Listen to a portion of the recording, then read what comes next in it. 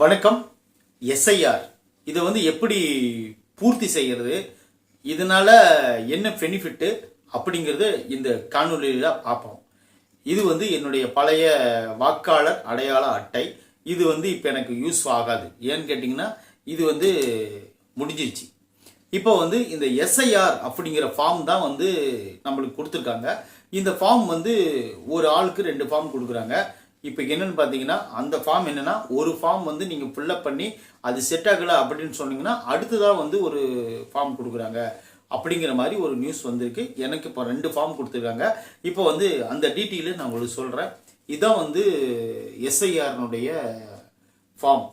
இந்த ஃபார்மில் ஃபஸ்ட்டு இங்கே இந்த இடத்துல என்னோட ஃபோட்டோ இருக்குது, பக்கத்திலே என்னோட பார்கோட் இருக்குது. இந்த இடத்துல நீங்கள் ஒரு ஃபோட்டோ ஒட்டிக்கணும். இப்போ ரீசெண்டாக இருக்கக்கூடிய ஒரு ஃபோட்டோ இந்த இடத்துல நீங்கள் ஒட்டிக்கணும். இப்போ பார்த்தீங்கன்னா இதுக்குள்ளே இந்த ஃபார்முடைய இதுன்னா இந்திய தேர்தல் ஆணையம் கணக்கீட்டு படிவம், அந்த தேர்தல் இந்த எஸ்ஐஆர்னுடைய முகப்பொல அது எழுதியிருக்கும். அப்புறம் பார்த்தீங்கன்னா நேம் அண்டு கான்டாக்ட் நம்பர் பிஎல்ஓனா என்னன்னு பார்த்தீங்கன்னா பூத் லெவல் ஆஃபீஸர் அப்படிங்கிறது தான் பிஎல்ஓ. அவங்க யாருன்னு பார்த்தீங்கன்னா அவங்க பேர் போட்டிருப்பாங்க பக்கத்துலேயே, அவங்க ஃபோன் நம்பரும் பக்கத்துலேயே போட்டிருப்பாங்க. அந்த ஃபோன் நம்பர் நீங்கள் கூப்பிட்டு அந்த பேர் இருக்கிறவங்களை கூப்பிட்டு நீங்கள் கேட்டிங்கன்னா அவங்க தான் உங்கள் ஏரியானுடைய பிஎல்ஓ பூத் லெவல் ஆஃபீஸர். அவங்களை கூப்பிட்டு நீங்கள் கேட்டிங்கன்னா அவங்க எப்படி படிவம் ஃபுல் பண்ணோம் அப்படிங்கிறத சொல்லிடுவாங்க. அடுத்ததான் பார்த்தீங்கன்னா நம்மளுடைய பேர் என்னென்ன, நம்ம எந்த ஒரு ஏரியா அப்படிங்கிறதெல்லாம் போட்டிருப்பாங்க. நம்ம அட்ரஸ்ஸு ஒரு பக்கம், இந்த பக்கம் நம்மளோட அட்ரஸ்ஸு, இந்த பக்கம் பார்த்தீங்கன்னா நம்ம வரிசை எண், பாகம் எண், இன்னும் ஊராட்சி, இதெல்லாம் ஒரு பக்கம் நம்மளுடைய அட்ரஸ் போட்டுருக்காங்க. இன்னொரு பக்கம் பார்த்தீங்கன்னா இது போட்டிருக்காங்க, எந்த தொகுதி எந்த ஏரியான்னு சொல்லிட்டு இந்த பக்கம் போட்டிருக்கிறாங்க. அப்புறம் பார்த்தீங்கன்னா கீழே இருக்கிற அந்த காலங்கள் தான் ரொம்ப ரொம்ப முக்கியம். இது வரலும் நம்மளுக்கு ஒன்றும் ஆல்ரெடி இருக்கும். இந்த ஃபஸ்ட்டு பேட்ச் நம்மளுக்கு ஆல்ரெடி இருக்கும். இது நீங்கள் எதுவும் பண்ண தேவையில்ல. அடுத்ததாக பார்த்தீங்கன்னா கீழே தான் நம்மளுடைய மெயினுடைய டாப்பிக்கே. இந்த கீழே இருக்குது பார்த்தீங்களா ஃபஸ்ட்டு காலம், இந்த காலம் தான் நம்மளுடைய முதல் இது. இப்போ பிறந்த தேதி தான் ஃபஸ்ட்டு எடுத்த உடனே கேட்குறாங்க. பிறந்த தேதி, உங்கள் டேட் ஆஃப் பர்த் என்னன்னு பார்த்து உங்கள் டேட் ஆஃப் பர்த் ஃபுல் பண்ணிக்கோங்க. டேட் ஆஃப் பர்த் ஃபுல் பண்ண உடனே அது 87க்கு பின்னாடி பிறந்திருந்தீங்கன்னா உங்கள் டேட் ஆஃப் பர்த்து ஓகே கரெக்டாக இருந்திருக்கும்னு நினைக்கிறாங்க. இப்போ 87க்கு முன்னாடி நீங்கள் பிறந்திருந்தீங்கன்னா ஏதாவது ஒரு ஆவணம் கேட்குறாங்க, அது கரெக்டானு சொல்லிட்டு. அப்புறம் அது நம்ம கொடுக்க தேவையில்லைன்னு நினைக்கிறேன். இப்போ டேட் ஆஃப் பர்த், உங்கள் டேட் ஆஃப் பர்த் கன்ஃபார்மாக தெரிஞ்சதுன்னா, அல்லது ரேஷன் கார்டுலேயோ இல்லை ஆதார் அட்டையிலையோ அல்லது டிரைவிங் லைசன்ஸ்லையோ ஏதாவது ஒன்று கரெக்டாக இருந்துச்சுன்னா அது அந்த டேட்டா ஃபுல் பண்ணிக்கோங்க. அவ்வளோதான், வேற ஒன்றும் இல்லை. அடுத்து பார்த்தீங்கன்னா ஆதார் எண், உங்களுடைய ஆதார் எண் அதுக்கு டேட் ஆஃப் பர்த்துக்கு கீழே உங்கள் ஆதார் எண் நிரப்பணும். அதாவது ஃபஸ்ட்டு உங்களுக்கு ஓப்பனிங்கில் உங்கள் டேட் ஆஃப் பர்த்து, 2வது காலத்தில் உங்கள் ஆதார் எண் 2வது இடத்துல கொடுக்கணும். அப்புறம் 3வது இடத்துல பார்த்தீங்கன்னா உங்கள் கைபேசி எண், ஆதார் எண்ணில் நீங்கள் என்ன கைபேசி எண் கொடுத்தீங்களோ அந்த கைபேசி எண் 3வது காலத்தில் நிரப்பிடுங்க.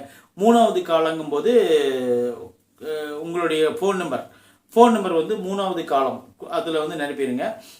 நிரப்பின உடனே அடுத்ததாக பார்த்தீங்கன்னா உங்கள் அப்பாவோட பேர், உங்கள் அப்பா இருந்தாருன்னா அப்பா பேர், அப்பா இல்லைன்னா அம்மாவோடைய இல்லை அம்மாவோடைய பேரில், அப்பா இல்லைன்னா அப்பா அதனும் கார்டியன், அதாவது உங்களை யார் பராமரிக்கிறாங்க அப்படிங்கிற மாதிரி ஒரு இது இருக்குல்ல, அந்த மாதிரி நீங்கள் யாராச்சும் எழுதிக்கோங்க.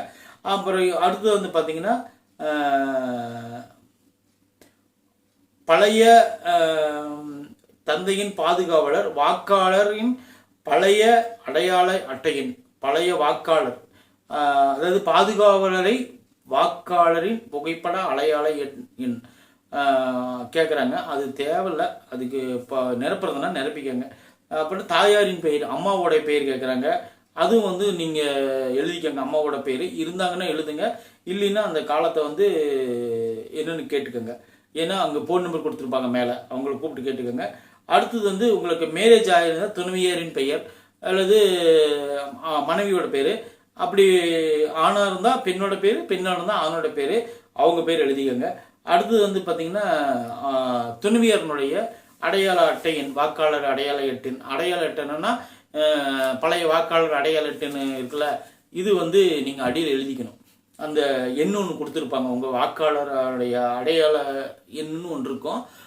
அது வந்து சீட்டில் பார்த்தீங்கன்னா அந்த முன்னாடி பக்கத்துலேயே எழுதியிருப்பாங்க, நம்மளுடைய இந்திய தேர்தல் ஆணையம் வாக்காளர் அடையாள அட்டைன்னு போட்டு ஒரு அந்த நம்ம அந்த அரசாங்க முத்திரைக்கு மேலே வந்து ஒரு 3 இங்கிலீஷ் டிஜிட்டல்லையும் ஒரு 6 தமிழ் டிஜிட்டல்லையும் நம்பர் கொடுத்துருப்பாங்க. அந்த நம்பர் வந்து நீங்கள் கன்ஃபார்மாக எழுதிக்கங்க.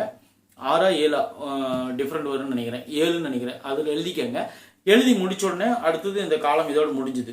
ஃபஸ்ட்டு வந்து பிறந்த தேதி, அடுத்தது வந்து பார்த்தீங்கன்னா ஆதார் எண், அடுத்தது வந்து கைபேசி எண், அடுத்தது வந்து பார்த்தீங்கன்னா தந்தையோட பெயர், அடுத்தது தான் தந்தையோட அடையாள அட்டை எண், அப்புறம் வந்து பார்த்தீங்கன்னா தாயின் பெயர் அவங்க அடையாள அட்டை எண், அடுத்தது வந்து துணைவியர் கணவன் மனைவி அந்த மாதிரி அவங்க எண், அடுத்தது வந்து பார்த்தீங்கன்னா துணைவியரின் வந்து தேர்தல் ஆணையம் கொடுத்த வாக்காளர் அடையாள அட்டையோட எண். இதை மட்டும் நீங்கள் வந்து ஒரு ஃபில் பண்ணிக்கோங்க. ஃபில் பண்ணிவிட்டு கீழே வந்தீங்கன்னா இந்த 2 காலம் இருக்குது பார்த்தீங்களா, இந்த 2 காலம் வந்து நீங்கள் அதாவது புதிய வாக்காளர்னா நிரப்பணும், பழைய வாக்காளர்னா இது நிரப்ப தேவையில்லை அப்படின்னு நினைக்கிறேன். நீங்கள் எதுக்கும் இந்த பிஎல்ஓ பூத் லெவல் ஆஃபீஸரை கூப்பிட்டு இந்த மீதி இருக்கிற அந்த டீட்டெயில்ஸ் எல்லாம் அந்த நம்பரை கொடுத்துருப்பாங்க, அதில் கூப்பிட்டு கேட்டுக்கோங்க. கூப்பிட்டு கேட்டுட்டு இந்த படிவத்தை ஃபுல்லாக புல் பண்ணிக்கோங்க. புல் பண்ணி வச்சுட்டு கீழே இருக்கிறது பார்த்தீங்களா, இந்த இடத்துல மேல் லைன், இந்த கீழ் லைன் விட்டுருங்க. சின்னதாக ஒரு லைன் இருக்கும், பெருசாக ஒரு லைன் இருக்கும். அதுக்கு மேலே இருக்கிற லைனில் மேல் பக்கத்தில் உங்கள் கையெழுத்தை போட்டுக்கோங்க. கையெழுத்தை போட்டு இல்லை ரேகையோ கையெழுத்தோ உங்களுக்கு எது வருமோ அதை போட்டு நீங்கள் வந்து ஃபில் பண்ணி எல்லா இடத்துலையும் கொடுத்துருங்க. கொடுத்துட்டு இது எப்படி வெரிஃபிகேஷன் பண்ணுறாங்கன்னு பார்த்துக்கிட்டு வெரிஃபிகேஷன் ஆகலை அப்படின்னு சொன்னீங்கன்னா இன்னொரு ஃபார்ம் கொடுத்துருப்பாங்க. இப்போ என்னென்னா இந்த வெரிஃபிகேஷன் கரெக்டாக கொடுத்துட்டு ரெடி ஆயிடுச்சுன்னா ஓகே, ரெடி ஆகணும் இன்னொரு ஃபார்ம் 2 ஃபார்ம் கொடுத்துருப்பாங்க, அந்த ஃபார்ம் ஃபுல் பண்ணி நீங்கள் கொடுத்துருங்க. இதனோட டீட்டெயில்ஸ் என்னன்னு பார்த்தீங்கன்னா இது மொத்தமாகவே இந்த டீட்டெயில்ஸ் வந்து உங்களுக்கு வந்து கொடுத்துருப்பாங்க. பின்னாடி வந்து நிற்பதாக தகவல், அதாவது இந்திய தேர்தல் ஆணையம் கணக்கீட்டு படிவத்தினை நிரப்புவதற்கான தகவல். இது வந்து இந்த முன்னாடி என்னென்ன பண்ணணும் அப்படிங்கிறது வந்து பின்னாடி வந்து ஒரு பெரிய பேராகிராஃபாக கொடுத்துருக்குறாங்க. இது எல்லாத்தையும் நீங்கள் இப்போ உட்காந்து பொறுமையாக ஒரு நாள் பூரா படிச்சிங்கனாலும் ஈஸியாக கண்டுபிடிச்சி பண்ணிடலாம். ஏன்னா இதுக்கு ஒரு நாள் செலவு பண்ண மட்டும்தான் இருக்குது. கரெக்டாக வரலினா வாக்காளர் வந்து நிறைய பேர் நீங்கள் சொல்கிறீங்க, அது நானே கண்கூட பார்த்துருக்கேன். வாக்காளர் எங்களுக்கு வந்து அடையாள அட்டை நீங்கள் வந்தால் வருது, வராட்டி போகுது, எங்களுக்கு அதை பற்றி கவலை இல்லை. ஏன்னு கேட்டிங்கன்னா இவ்வளவு ரிஸ்க் எடுத்து போய் நாங்கள் ரெடி பண்ணி போடணுமா அப்படின்னா எங்களுக்கு என்ன, அப்படி ஓட்டு போடணுன்னு எங்களுக்கு என்ன, போய் யாரை ஜெயிச்சுட்டு போகிறாங்க, யாரை வந்து இருந்துட்டு போகிறாங்க, ஜெயிச்சு நம்மளுக்கு என்ன தர போகிறாங்க அப்படின்னு தயவு செய்து நினைக்க வேண்டாம். ஓட்டு போடுறது ஒவ்வொருத்தருடைய ஜனநாயக கடமை. அது கண்டிப்பாக நீங்கள் ஓட்டு போட்டால் தான் நீங்கள் உயிரோடு இருக்கிறீங்கன்னே அர்த்தம். ஏன்னு கேட்டிங்கன்னா ஓட்டு போடலின்னா நம்ம வந்து ஒரு என்ன சொல்கிறது, நீங்கள் இந்தியாவிலே வாழல, தமிழ்நாட்டிலே வாழலன்னு அர்த்தம். ஏன்னா ஒரு நல்ல தலைவரை தேர்ந்தெடுக்கிறதுக்கு கண்டிப்பாக ஓட்டு போட்டு தான் ஆகணும் அப்படிங்கிறது தான் நம்ம தளபதி அவர்கள் வந்து நேற்றைய தினத்தில் ஒரு காணொலியோ ஒரு 9 நிமிஷத்தில் வீடியோ சொல்லியிருக்காரு. அதில் வந்து அவர் என்ன சொல்லியிருக்காருன்னு பார்த்தீங்கன்னா இளம் ஓட்டாளர்கள் அதாவது வந்து பார்த்தீங்கன்னா 18 வயசுக்கு மேலே 23 வயசுக்குள்ளவங்க தான் ஒரு ஜென்சி ஓட்டாளர்கள். அவங்க வந்து இளம் ஓட்டாளர்கள், அவங்களுக்கு தான் ஓட்டில் தான் ரொம்ப முக்கியம். ஏன்னு கேட்டிங்கன்னா அவங்களுக்கு தான் இந்த ஃபில்லப் பண்ணுறது அது என்ன பண்ணுறதுன்னு தெரியாது, புதுசாக வர்றாங்க. பழைய ஆளுங்க வந்து ஈஸியாக வந்து அவங்களுக்கு தெரியும், அதை வந்து ஓரளவுக்கு நாலேஜ் இருக்கும், ஓட்டு போட்டு நாலேஜ் இருக்கும், இப்படி வாக்காளர் ஆஃபீஸருங்களை பேஸ் பண்ண விஷயம் தெரியும்.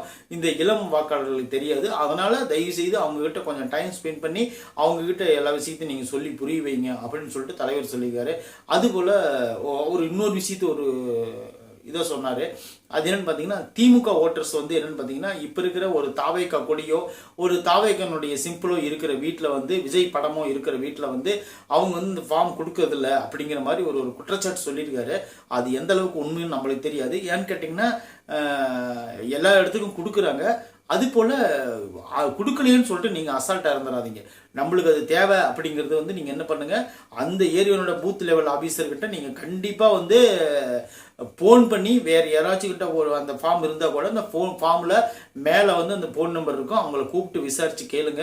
இல்லைன்னா நீங்கள் நேராக என்ன பண்ணுங்கள், கண்டிப்பாக எனக்கு வேணும் அப்படிங்கிறது சொல்கிற மாதிரி நீங்கள் ஆன்லைனில் போய் பதிவு பண்ணிக்கோங்க. ஆன்லைனில் கரெக்டாக பதிவு பண்ணணும். ஒரு புள்ளியோ அல்லது ஒரு எழுத்து மிஸ்டேக்காக இருந்தால் அது ஏற்றுக்காது. அதையும் தலைவர் சொல்லியிருப்பார் நேற்று. ரொம்ப கேர்ஃபுல்லாக அதை பண்ணுங்க. ஏன்னு கேட்டிங்கன்னா அவங்க சொல்கிற இப்போ வந்து எஸ்ஐஆர் ஃபார்முங்கிறது வந்து நம்மளுக்கு வந்து இப்போதைக்கு அது நம்மளுக்கு தேவையில்லை. இது எலெக்ஷனுக்கு முன்னாடியே அவங்க அறிவிச்சிருக்கணும். 1 வருஷம் இல்லை 1.5 வருஷம் இருக்கும்போது அறிவிச்சிருந்தாங்கன்னா மக்கள் வந்து கொஞ்சம் ஃப்ரீடமாக எடுத்திருப்பாங்க. இப்போ 1 மாதத்துக்குள்ளே வந்து 6.5 கோடி பேர்த்துக்கும் எடுக்கணும் அப்படின்னு சொன்னோம்னா அது ரொம்ப ரொம்ப ரிஸ்க்கு. அவங்க இறங்கியிருக்காங்க இந்த மாதிரி எடுக்கணும்னு சொல்லிட்டு. இப்போ என்ன ஆகுதுன்னு பார்த்தீங்கன்னா அவங்க வந்து வர்றவங்க வந்து கரெக்டாக எடுப்பாங்களா? இப்போ வந்து நான் இந்த வீட்டில் குடியிருக்கிறேன்னா வேறு வீட்டுக்கு போயிட்டேன் அப்படின்னு சொல்லிட்டா இந்த வீட்டில் வந்து பார்த்துட்டு இவங்க இல்லை அப்படின்னு சொல்லிட்டு அவங்க போயிடுவாங்க. அவங்க எங்கே இருக்காங்கன்னே தெரியல. அப்படிங்கும்போது அந்த ஓட்டர்ஸ் கண்டிப்பாக கழிக்கப்படுவாங்க. அந்த இடத்துல மறுபடியும் ஓட்டர் ஐடி அதை எல்லாம் வாங்குறதுக்கு எவ்வளோ கஷ்டப்படணும்னு உங்களுக்கே தெரியும். ஒவ்வொரு ஆஃபீஸாக ஏறி அவங்க எத்தனை நாள் அதுக்குள்ளே எலெக்ஷன் முடிஞ்சு அடுத்த எலெக்ஷனே வந்துடும். அப்போ கூட அதை ஃபில் பண்ண முடியாது. அந்த மாதிரி சூழ்நிலை தான் இப்போ போயிட்டு இருக்கு. இப்போ என்னாச்சுன்னு பார்த்தீங்கன்னா இப்போ வந்து ஒரு காலையில் வேலைக்கு போகிறவங்க காலையில் 8 மணிக்கு போயிடுவாங்க, நைட்டு ஒரு 8 மணிக்கு வராங்கன்னு வச்சுக்கோங்களேன். அவங்க வந்து இடையில வீடு பூட்டியிருக்கோம், அப்போ வந்து பார்த்துட்டு அவங்க போயிடுவாங்க. அதனால் வந்து நீங்கள் என்ன பண்ணுங்கள், ஃபார்ம் எல்லாத்தையும் ஃபஸ்ட்டு வாங்கி வீட்டில் எப்படி ஃபில்லப் பண்ணணும் அப்படின்னு யாராச்சும் 4 பேர்த்து கேட்டு தெரிஞ்சுக்கோங்க. அல்லது அந்த ஃபோன் நம்பருக்கே கூப்பிட்டு நீங்கள் கேட்டு தெரிஞ்சுக்கோங்க. தெரிஞ்சுக்கிட்டு கரெக்டாக நீங்கள் அந்த கண்டிப்பாக ஆதார் கார்டில் இருக்கக்கூடிய அந்த எண்கள் வந்து கரெக்டாக இருக்கணும். இல்லைன்னு சொன்னோம்னா ஒரு எண் மாறி இருந்தால் கூட அது வந்து உங்களுக்கு அடையாள அட்டை கிடைக்கிறது ரொம்ப ரிஸ்க் ஆயிரும் அப்படின்னு சொல்லிக்கிறாங்க.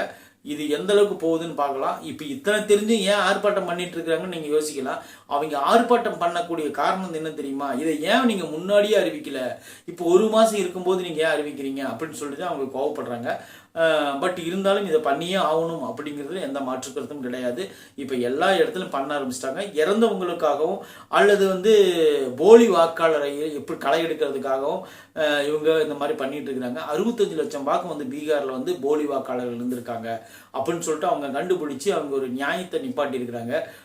இப்போ வந்து பார்த்தீங்கன்னா தேவையில்லாத ஆட்கள் வந்து எப்படியும் ஓட்டு போட்டு கள்ள ஓட்டு போடுறாங்க அப்படிங்கிற மாதிரி ஒரு விஷயம் இருக்குது. இது எல்லாத்துக்கும் மேலே எப்படியாவது ஒன்று ஃபார்ம் புல் பண்ணி கொடுத்துருங்க, அவ்வளோதான் சொல்வேன். ஏன்னு கேட்டிங்கன்னா நம்மளுக்கு என்ன, எவனோ ஜெயிச்சுட்டு போகிறான், யாரோ ஜெயிச்சுட்டு போகிறான், நம்மளுக்கு என்ன, நம்ம வந்து இவ்வளோ ரிஸ்க் எடுத்து ஒரு நாள் லீவ் எடுத்து இந்த மாதிரி ஃபார்ம் எல்லாம் புல்லப் பண்ணுமா அப்படின்னு யோசிக்காதீங்க. உங்களுக்கு டைம் கிடைக்கும் போது ரெஸ்ட் எடுக்கும்போது டக்குன்னு எடுத்துருங்க, அவ்வளோதான் சொல்லுவேன். இல்லைன்னா உங்களுக்கு நம்பிக்கையான இடத்துல போய் ஆன்லைன்லேயே போய் நீங்கள் பண்ணிக்கோங்க. அதுவும் உங்களோட ஒரு நியாயமான விஷயம்தான். சரி, ஓகே.